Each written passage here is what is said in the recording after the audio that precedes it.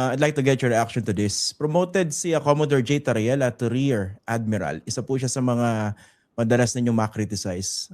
What's your reaction to this? Pakiabot mo yung aking congratulations sa kanya Christian, kasi kung meron lang akong number niya, baka i-text ko siya para personal ko siyang i-congratulate. At inaasahan ko siguro sa mga susunod na araw baka maging resource persons naman. Isa sa mga resource persons namin siya. Tungkol saan po? Kasi merong mga namumuuding mga resolution sa Senate, baling isa siya sa maimbita. Okay. Okay na sa inyo kung hindi siya mag-apologize dun sa caricature ni Xi Jinping? Hindi naman siya kailangan mag-apologize sa akin. Hindi naman ako yung nilagay niya sa caricature, Christian, alam mo naman yun. Pero you criticize him for that, hindi po ba? Criticize siya ng maraming mga tao dahil lalong-lalo na ang TFA, Christian, sinabi nila, hindi naman yun ang paraan para iparating natin ang anumang gusto nating iparating sa mga bansa na kaalyado mo. Hindi. Ang nangingibabaw ay yung tinatawag lang diplomacy. Okay. Mamaya puntahan po natin yan. No? Pero gusto ko muna puntahan itong inyong controversial remark tungkol po dito sa Kalayaan Island Group. I understand dun sa pinakahuling Commission on Appointments hearing, pinababawi nyo, pinatatanggal nyo sa record. Tama po ba? Kasi naman, Christian, palagi kong sinasabi sa kanila, marami na rin pagkakataon na naipaliwanag ko yun eh. Nabanggit ko lamang yung phrase na yun. It's more of a, siguro masasabi natin hypothetical way out. Dahil nga, noong dinidiscuss namin yung issue nga na yan, ay pinakikilala ko sa kanila yung napakahirap na kalagayan kung paano natin finally idodrawing yung West Philippine Sea. Dahil pinaliwanag ko sa kanila, hindi lamang kako mga legal obstacles eh. Meron ding mga physical obstacles. So para lang madramatize ko yun, sabi ko, alam mo, mahirap talaga. Kaya siguro, baka pwedeng gawin ito para lang ma-encircle natin and eventually plot the West Philippine Sea. Kahit kailan, Christian, hindi ko in-advocate na isurrender natin o i-abandon natin o alisin natin sa teritoryo ng Pilipinas ang Kalayaan Island Group. Okay. Pero I'll be honest, sir, no? And I think this is also shared by a lot of Filipinos. Nung napanood ko po yung inyong manifestation po ba yung tawag doon, no? Yun yung binanggit doon sa CA, eh hindi po dating na hypothetical eh. And actually hindi po dating joke. Basahin ko lang po ng buo, no? And then you can respond. Nilagay niyo po ay, ang sinabi niyo po, ano ba talaga ang pinagpapatayan natin dito? We will offer our lives, including the lives of our children, and to die for it, for something that is not even within our EEZ. Ang gawin po natin, para madali, i-give up po natin itong Kalayaan Island Group. Yes, Christian. Ang pinanggalingan kasi niyan ay dinidiscuss ko yung hirap nga kung paano idodrawing finally ang West Philippine Sea. Sinasabi ko rin nga na kahit nga ako yung NAMRIA na minanduhan na nga ng ating presidente, 2012 pa yun, kung maalala natin, halos 14 na taon nang nakararaan. Bakit hanggang ngayon ay hindi natin nagagawa yung sundin, yung kautusan na nakapaloob doon sa Administrative Order 29. Dahil nga sabi ko, sa hirap nga, dahil yung iba ay nakalabas nga sa ating exclusive economic zone.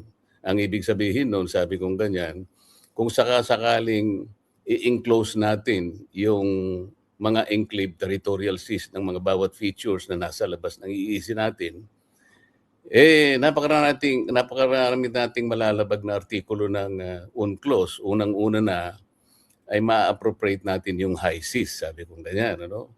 Ang mahirap kasi, konti lang ang panahon, hindi ko masyadong madetalye. Sabi ko, miski na yung Article 7, maaring na-violate natin kasi ang Article 7 sinasabi yung difficulty na i-connect mo sa pamagitan ng straight baselines nang hindi ka magdidepart sa natural contour or yung curve ng ating coastal ng ating bansa. Pagkatapos, yung Article 47, sinasabi naman niya doon na hindi mo magagawang i-enclose din, sabi niya gano'n, dahil kahit archipelagic baseline ka o archipelagic country ka, ay hindi mo ma-meet yung requirements ng water to land ratio.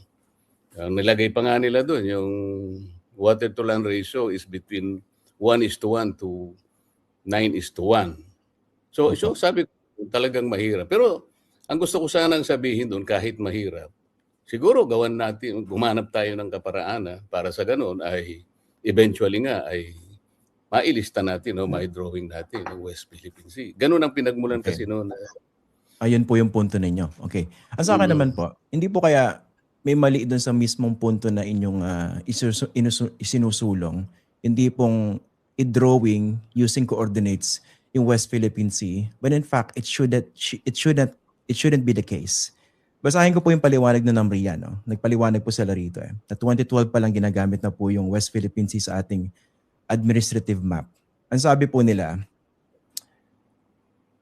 the boundary is mapped using precise geospatial data from RA 9522, yung ating baselines law.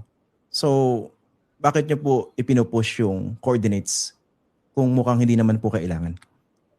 Christian, ganito kasi yun eh.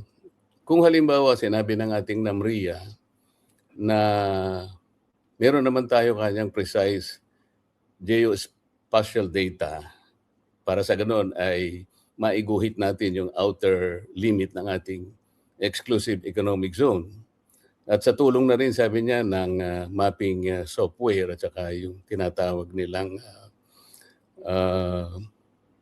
navigation, parang meron silang navigation scheme para something like, bakit hindi natin ma-drawing? Kompleto naman pala yun. Dahil sa kinakailangan naman talaga ang mga coordinates, kung susundin natin, Christian, yung Articles 74, 75, 76, and even Article 84 ng UNCLOS na sinasabi doon yung essentiality ng coordinates. Maliban pa sa mga regular na bulletins na ini-issue ng ating United Nations General Assembly at yung opisina ng ating UN Secretary General, na doon ay pinapaalala yung pananagutan ng mga estado na mag-submit ng mga coordinates. Doon ko binabase yung aking sinasabi na kailangan talaga. Opo. Pero ang sabi po ng NAMRIA, a short list of coordinates would not accurately show the maritime limit. Tapos ito po, yung isa ko pong gustong linawin sa inyo. Do you recognize the West Philippine Sea? Ako gusto ko talaga na meron tayong West Philippine Sea. Hindi lamang tayo dapat ang nagre-recognize, Christian. Nandito yung pinakapunto kasi ng usapin eh. Ang gusto ko, hindi lamang tayo ang kikilala nito, kundi yung buong mundo. Kaya nga, yung sinabi ko noon na palaging hinaharp ni Justice Carpio na there is no such thing as West Philippine Sea. Hindi man lamang niya tiningnan yung premises na pinanggalingan noon. Nasabi ko yon sa isang bahagi ng aming pagdinig sa House of Representatives. Nasabi ko, in the eyes of in the international community and in the light of public international law, dahil nga hindi pa nakadrawing sa karamihan o sa expanse ng ating ng South China Sea, doon hindi nare-recognize talaga. Hindi katulad ng Vietnam, Christian, siguro alam mo na ito, na inilaban nila yung Gulf of Tonkin. Sa matagal na paglalaban nila ng China, ay nagtagumpay sila na ma-register sa tinatawag nating limits of oceans and seas. Ngayon, may pagmamalaki nila na yung kanilang ipinakipaglaban ay talagang nakasulat na, nakadrawing sa South China Sea. Di ba maganda na tayo din ay may drawing din natin sa pagtutulungan nating lahat? Linawin ko lang po, kasi nung tinanong ko kayo kung nare-recognize niyo yung West Philippine Sea, ang sabi po ninyo kung gusto ninyo. So, do you or do you not recognize it? Nakasulat sa ating batas, Christian eh. Kahit hindi mo sa akin itanong eh. Nasa batas natin, we define the West Philippine Sea. Kung babasahin mo nga yung Republic Act 12064, ay sinasabi doon na ang ating West Philippine Sea should comprise the Luzon Sea, yung Bajo de Masinloc, yung ating EEZ, including the waters, di ba, ng KIG. Okay, ang challenge doon, Christian, kung paano natin i-connect yung mga territorial waters. Kasi ngayon, ang nangyari, base na rin sa ruling ng arbitral tribunal, yung lahat pala ng mga features na yon na Christian, both occupied and claimed by the Philippines, Hindi isla. ay puro high tide elevations, mga rocks, and therefore they cannot even generate EEZ. Ang kanila lamang ma-generate is territorial sea. Territorial Sa sea. dami naman nila, sa dami, Christian, halimbawa, yung ating yung occupied territories, 4 yon. At yun namang mga ini-claim natin, kung di ako nagkakamali, hindi kukulangin sa 15 features yun, Christian. So, kung i-include natin siya sa definition ng ating West Philippine Sea, kailangan naman talaga ay mai-include natin sa kalakhan ng ating karagatan. Huwag nating i-exclude yung mga territorial seas ng bawat isang feature doon sa Calayan Okay. Island Group. Ito yung challenge kasi. Opo. Senator, I'd like to challenge that point that you mentioned. No? Is it really a challenge? Kung malinaw naman po sa UNCLOS, yung paglilista natin ng ating maritime entitlements and nanalo naman tayo ng 2016 arbitral ruling, kailangan lang natin magkaroon ng baselines law at nagkaroon po tayo nito. At nagkaroon po tayo ng further clarification in 2024 as to our exclusive economic zone, our territorial sea, our contiguous zone.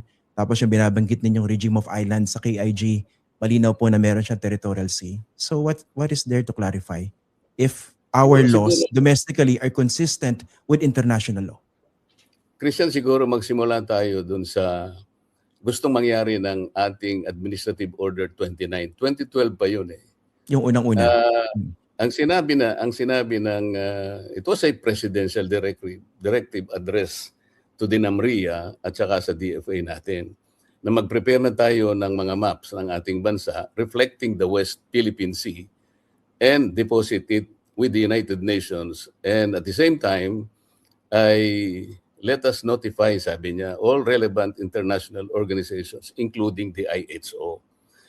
Alam mo, yung directive na yon sana man lang balikan natin.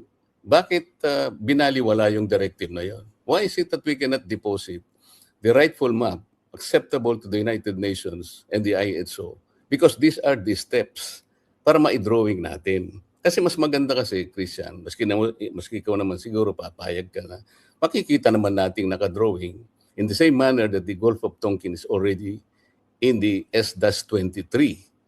Ibig sabihin, opisyal na re-recognize sapagkat nakadrawing mismo doon. At meron siyang coordinates, Christian. Simply because it is already in the S-23, which means it is within the limits of oceans and seas. Yun naman siguro hindi naman siguro masama na adhikain natin, nasain natin, na ma-drawing din natin yun. Sa aking palagay, mas maganda na ating ma-drawing doon. Pero kung hindi po ma-drawing as you would like it based on your requirements, ano po yung point? Do we lose our maritime entitlements over the West Philippine Sea or not? No. Ang sinasabi ko lang, merong directive sa NAMRIA. Merong directive sa DFA. Kailangan siguro, tanungin muna natin ng NAMRIA, what keeps them from not doing this? Bakit sa mahigit na 14 na taon nakautusan sa kanila, bakit hindi natin magawa? Bakit hindi tayo mag-deposit ng mapa na sinasabi ng directive?